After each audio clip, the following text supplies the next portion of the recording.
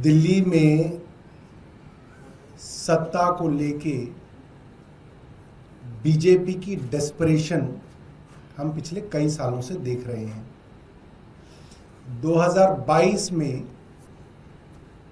शायद 9 मार्च 2022 को election commission ने कहा कि 5 बजे शाम को एमसीडी के चुनाव घोषित किए जाएंगे और उस घोषणा से पहले केंद्र सरकार और एलजी ने स्टेट इलेक्शन कमीशन की प्रेस कॉन्फ्रेंस रुकवा दी कि अभी चुनाव मत कराइए, अब हम डिलिमिटेशन करेंगे, तीनों एमसीडीज को एक करेंगे और 6 से 18 महीने बाद चुनाव कराएंगे। डेस्परेशन थी कि भारतीय जनता पार्टी एमसीडी में बुरी तरह से हारने वाली थी। आम आदमी पार्टी को लोग वोट देने के लिए उतावले थे और इसको टाल दिया गया। दिसंबर 4 को चुनाव कराए गए। डिलिमिटेशन के दौरान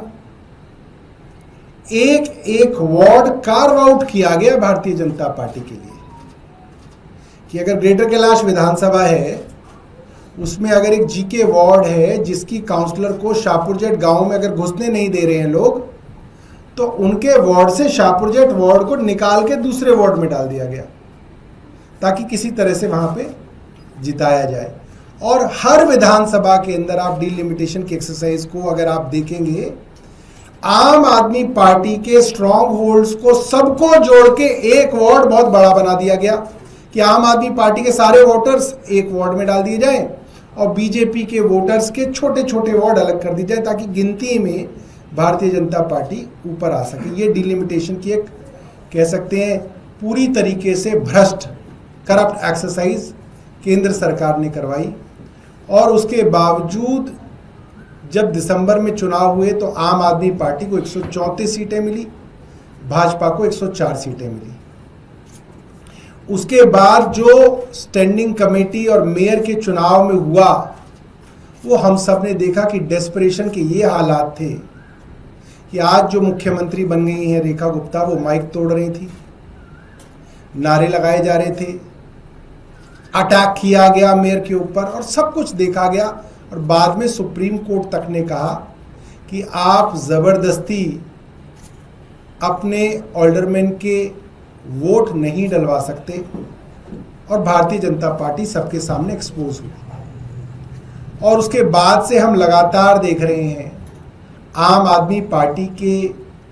पार्षदों को किसी भी तरीके से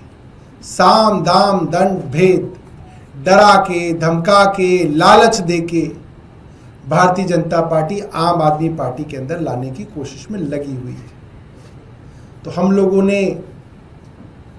एक फैसला किया है कि हम इस बार मेयर के चुनाव में आम आदमी पार्टी का उम्मीदवार खड़ा नहीं करेंगे।